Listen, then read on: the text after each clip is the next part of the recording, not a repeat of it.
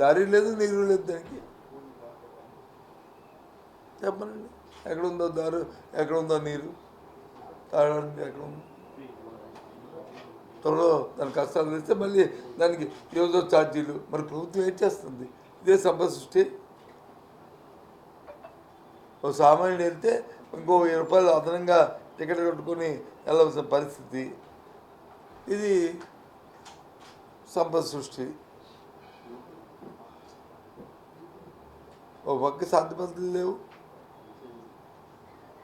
ఓ పక్క అమరావతి పేరు మీద వచ్చి దోపిడీ జరుగుతుంది. అది చూడడానికి వెళ్తే అడ్డుకుంటున్నారు. ఓ పక్క వచ్చి రైతులకి గిట్టుబాటు ధర లేదు. ఏ పంట పండించినా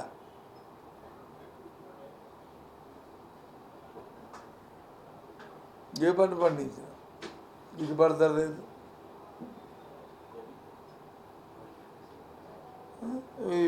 ఇబ్బంది పడుతున్న డెవలప్మెంట్ చూస్తే ఒక పక్క కుంటిపడిపోయింది, ఎక్కడే కనిపించట్లేదు. ఎంతసేపు మాటలు, ఎంతసేపు చేతలు. కానీ ఏ విధంగా ఈ రకంగా పరిపాలన సాగుతుంది. చాలా శోచనీయం, చాలా దురదృష్టం. చాలా ఒక బాధ్యత పార్టీగా, బాధ్యత వ్యక్తులుగా మేము చాలా బాధపడుతున్నాం. ఏంట్రా ఈ పరిస్థితి ఈ రాష్ట్రానికి? క్షణికావేశంలో అభూతకల్పంతో ఆశలు చూపించి ఓటేస్తే జరిగే పరిస్థితి ఇదే.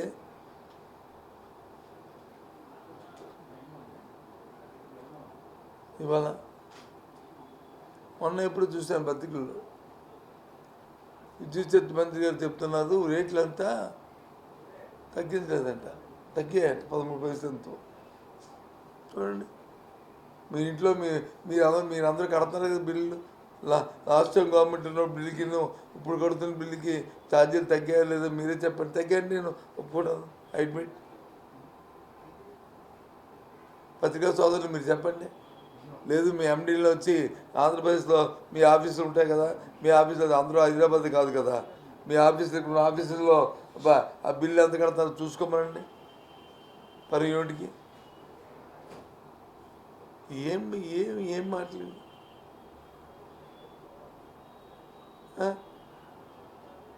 ఈ రకంగా ఒక పక్క వచ్చి పండుగ ధర లేదు, ఒక పక్క వచ్చి ఆకాశం కండిపోతున్నాయి ధరలు, నిత్యావసర ధరలు. పేదవాడికి 5,000 నోట్లోకి వెళ్ళే పరిస్థితే ఇవాళ లేదు.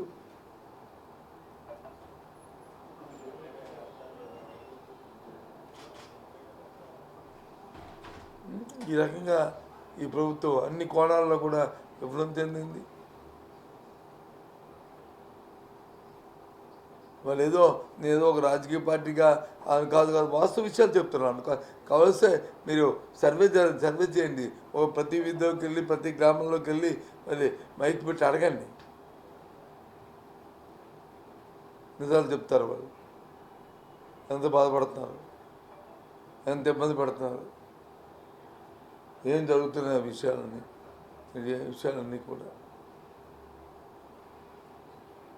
ఈ రకంగా ఉన్నాయి.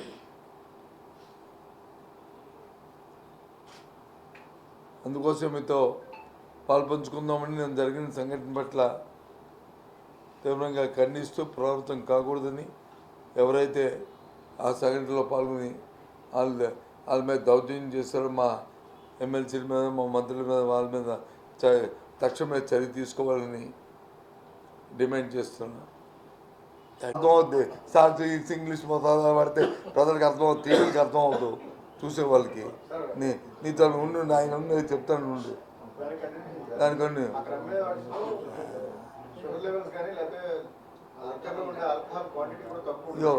ఆల్కహాల్లో 30 దాంట్లో మీరు యూపీలు ఏమంటారు, 40 యూపీయా, 80 యూపీయా, 20 యూపీయా ఉన్నదని కాదు అంటుంది.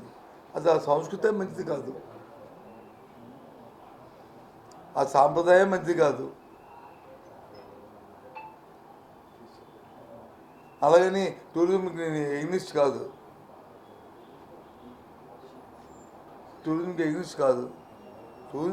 సపోర్ట్ చేసుకుంటూ బోల్డ్ని ఆలోచనలు ఉన్నాయి. ఇంకా ఉన్నాయి.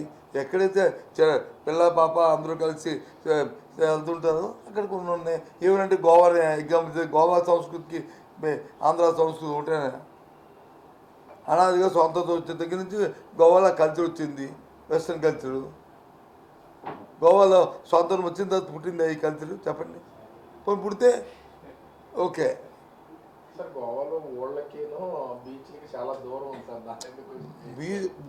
బీచ్కి దగ్గర ఉన్న దూరం ఉంది కదా, బీచ్కి వెళ్తుంటారు కదా. అక్కడ ఉన్న కల్చరు ఇండిపెండెన్స్ దగ్గర నుంచి ఉంది. అక్కడ ఉన్న వెస్ట్రన్ కల్చరు ఇక్కడ అవుతుంది. ఏమంటే గోవాలో పెడతామంటే లాస్ట్ టైం గోవాలో క్యాస్ట్ ఉందని ఇక్కడ క్యాస్ట్ పెడతామని అని చెప్పారు కదా. సముద్ర బోట్ని ఇంకో బోట్ పెట్టేసి ఒక అరగంటలో వెళ్ళి అక్కడ ఆడించుకోవచ్చు చూద్దామని.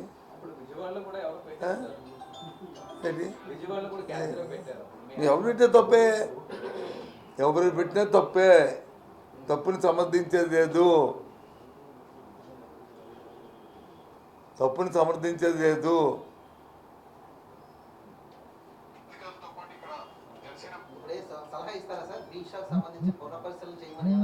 నేను డిమాండ్ తప్పు అని చెప్తున్నప్పుడు పునఃపరిశీలన చేయమని చెప్పకపోతే దాన్ని కంటిన్యూ చేయండి అని దాన్ని మద్దతు చెప్తున్నామా?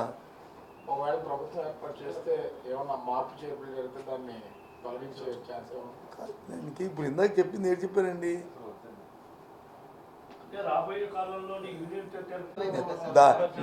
దారి లేదు, నీరు లేదు. అప్పుడు దారి చెప్పాను, ఇప్పుడు నేను చెప్పాను, నువ్వు కలిపాను. అడగండి అన్ని అని దారి ఉండాలన్న సమాధానం చెప్పండి.